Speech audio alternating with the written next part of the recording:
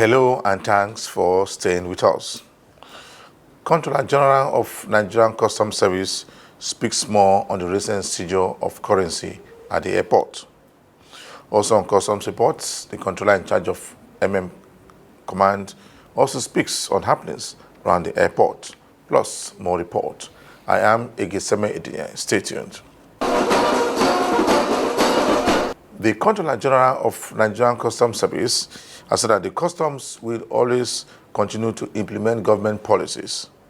He made the appeal when he officially declared open the CPC unit at Muritala Mohammed International Airport Command in Lagos. The custom boss, who was conducted around the new facilities, commended officers for the new innovative by the command. He speaks more on the opening. We have brought almost all the operations into one place. The ones that are now for big luggages are somewhere. These ones, like the controller was just mentioned, it's for small luggages. We process them here.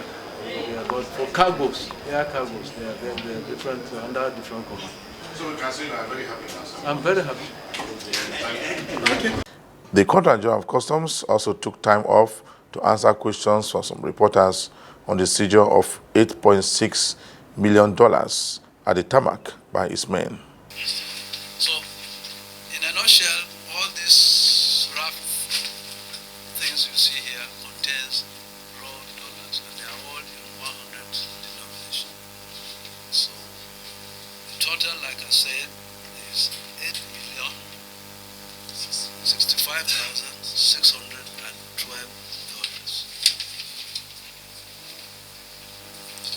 I forgot to tell you at the beginning that this seizure was made by Muritala Mohammed International Airport Command.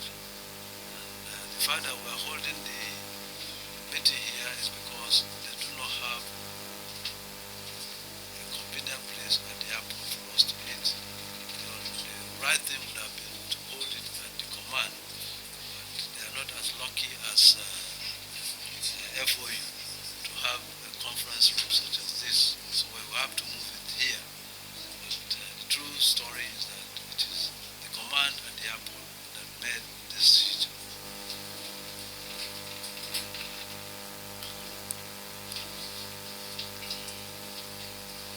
Like I said, we have initiated a preliminary investigation. And the idea of the preliminary investigation is to be able to gather immediate facts we can gather. But you know ultimately that it is not within our mandate to investigate issues like this. It is the EFCC who is mandated to investigate this. So what we would do, put our preliminary investigation together, the suspect and this consignment will be handed over to EFCC on a set date. That will be the end of our own journey with regards to this interception, so that you don't come back asking us what happens to 8 billion. We will hand over to EFCC, and I'm sure we'll also call you so that you can cover the handing over, and you can start your journey of following up what happened to it from there. But for your curiosity, we are about finishing the preliminary investigation, and as soon as we do that, we'll start the process of hand over to the appropriate government agency that is mandated and also equipped to do the investigation with regards to this illicit process. May I therefore end this briefing by appealing to Nigerian travelers and those in business to make it a duty to make declaration of cash with them if they choose to carry cash such. The threshold remains $10,000, and I would like to give assurance that they have nothing to fear from our own side, because whatever you declare once is properly documented. Even if you get across to other countries and you are intercepted, you make reference to us and we present your declaration. It has happened so many times. People get out like this, and when they are intercepted, first first thing they do is that the custom will now call us and said, are you aware of this person exiting with this amount from your own airport? And where we are, we say, yes, we are aware. And that's it. Well, that's free. But where we are not, we say we are not. And that becomes a problem for him there. So I advise and I appeal to Nigerians that follow the law. You are safer, you are better, and you evade all incompetencies if you follow the law. Nobody says you should not carry money. The law did not say you should not carry, but if you carry anything from 10,000 and above, declare that I'm carrying this amount of money. Period. You fill the form, we have the records, we'll keep it. The only thing, if you are afraid, that you'll be afraid if you get the money through an illicit process. You are watching the program Customs Report. The Customs Area Controller in charge of Tinkan Customs Command has commended his team for a job well done in 2019. He made a commendation when he told other security operatives in a meeting in Lagos that the command was able to achieve the revenue target for 2019 with an increase of 4 billion naira. The Customs Area Controller also presented awards to some deserving officers and their team in Lagos. Some of the awardees has this to say. Our engagement today is actually part of the series of engagement we have done. This is the eighth engagement in consultation with our stakeholders, both officers, other security regulatory agencies, shippers, terminal operators, declarants, and even importers that are around us here. So I had engaged them to review our operation for last year, 2019, and then projecting into 2020, even though we are in February, but at least we are still in the first quarter. So what we have tried to do is to review our activity to see if we have really aligned with the agenda of the service, statutory responsibility of the service. First of all, in the area of revenue collection, we have seen we have performed well because we are able to meet the target. But we still believe there's room for improvement. Everything about life is improvement, In the area of anti-smuggling activities, enforcement, ensuring compliance, we have also aligned because in the process we're able to seize goods worth about 5-point-something billion for operators that are not compliant who decided to import prohibited items or restricted items. Then in the area of trade facilitation, which is the in thing, we have seen, yes, we are aligning essentially to the fast track operation, fast track procedure, which allow certain categories of manufacturers to take their consignment as soon as they pay duty to their bonded terminal, to their warehouses, and the physical examination will be conducted there. The essence is to ease their operation so that they can get quick turnaround in their operation. You see, so we have seen, we have aligned with some of our procedures, especially movement of containers to bonded warehouse. That also assisted the movement of cargo from the port to the bonded terminals. The help desks have been utilized. Operators who have issues with their declarations, be they importers, be they declarants, and so have come forth with issues, and we have resolved those issues using the mechanism of the dispute resolution committee. We have explored the help desk operation. Help desks, where you have issues or you don't even know where to go. You report to the help desk, tell them you have this issue. As the name indicates, help. They will help you through the process. We have done this.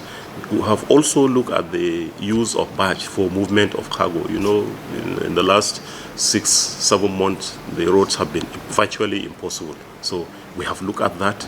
We have seen and tried to encourage operators to utilize the barge movement so that it will ease the road. Certain categories of goods definitely will go through the road, but some can conveniently go by water. So we encourage the terminal operators, the shipping companies, to come up with some policies, their policies, so that people can explore those avenues and move their cargo. So we have done that as part of the trade facilitation effort we have done. So doing all this were not done by machines, they were actually done by our officers. We have seen officers who are committed, who are dedicated, who have stood their feet that certain things must be done. And, part of what the human beings desires is recognition. That I have done this over a period, that the authority have recognized me, that has the capability of, encouraging others to work hard, and then even creating competition in the system so that people will work hard, be competitive, and then I have also encouraged them to know that whatever you do, especially in environments like this, and wherever you are, you have to do your best. In the course of doing your best, somebody somewhere recognizes you are doing your best. Somebody somewhere is reporting on you. You don't know.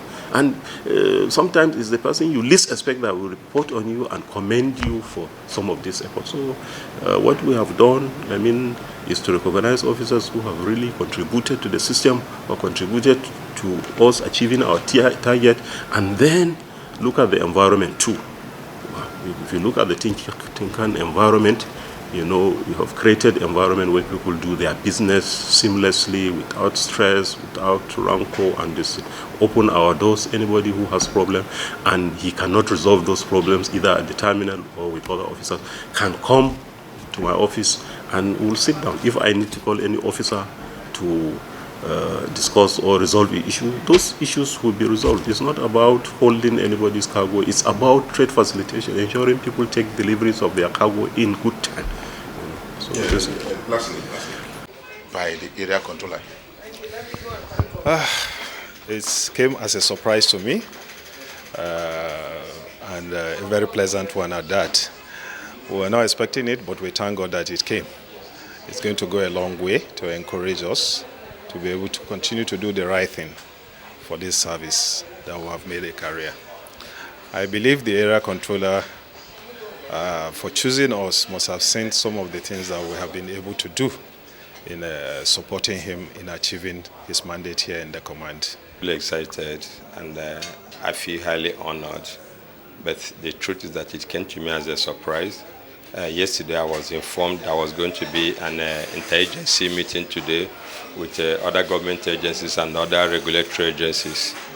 I did not know that there was a surprise waiting for myself and some of the other awardees.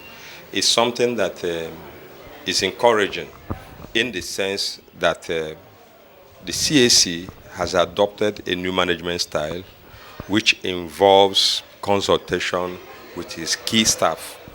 There's virtually no morning that we don't hold meetings here. We marshal out plans for the day, and the following morning again, we give feedback on what transpired. And while we are working, in the course of doing this, we've been achieving some successes.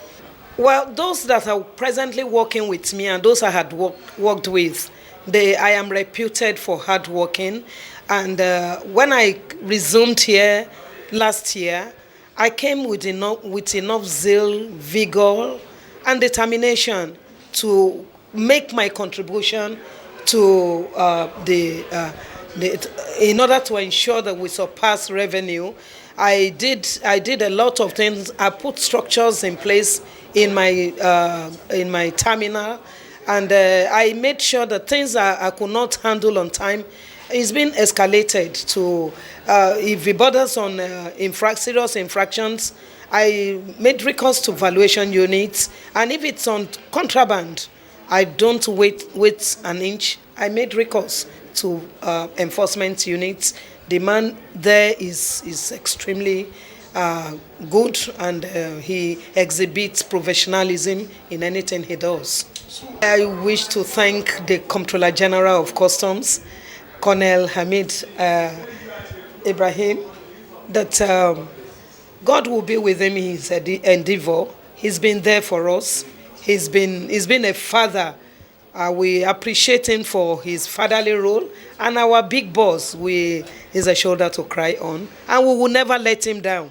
The commandant in charge of Ikeja Training School in Lagos recently said that journalists reporting custom activities must be commended. He made a statement in Lagos and just concluded one-day seminar in customs activities in Nigeria. The commandant also said that a lot of changes has taken place in the customs training since he took over. In my opinion, the training came timely, as there was no better time than it than now. Considering the fact that if you look at the wonderful performance of custom officers under the leadership of Colonel Hamid Ali retired and his management team, customs need friends around us so that the activities of custom can be reported accurately. The attendance, as you said, from various regions was encouraging. That has brought a very good bond between those that attended the training with Nigeria Customs Service. Generally, nobody will go against training. Moreover, the leadership of Nigeria Customs Service under Colonel Hamid Amil retired has a lot of plan for training. This training should continue because it will add value to all the activities of custom, be it collection of revenue, be it declaration of currencies at the airport, be it anti-smuggling activities at the border stations, be it other trade activities that are not known to the general trading public in Nigeria. I sincerely recommend that this training should continue. I cannot say monthly, but if not quarterly. Every quarter, the service should organize this training so that the service will understand our partners that are making effort to ensure that our good activities are reported accurately. Who presented paper were wonderful. The mode of presentation presented by these guys as if they have a special training elsewhere. It was my opinion before now. If I see these guys from the press, I keep away from them because thinking that they can put me in trouble. But these guys, the way they presented the papers, very educative. The structure was very logical. In fact, it was a C+ paper, if I may assess it in that way. Travelers using the Murtala Mohammed Airport for their journey have been warned against using the airport to smuggle consignment into the country. The Customs Area Controller also warned anybody using the airport to bring into Nigeria unapproved items will be arrested and prosecuted by the Nigerian government. It speaks more on the number of issues. Okay, thank you very much. What we have done is to intensify our patrol in the normal area where we think that they normally want to pass in order to contravene the extant law on declaration of cash. These two places are the departure wings, departure wing D and E when you get to our departure floor. And if they pass through these places successfully with some connivance of officials, they could easily pass through the final screening if they fail to declare. We realized this. We intensify surveillance over those places. And we also realized the fact that if we make the departure hall, too difficult for them, they may want to fall back on some kind of insider abuse and use the tarmac so that they can access the aircrafts relatively more easily. And this was what happened on the 16th of January.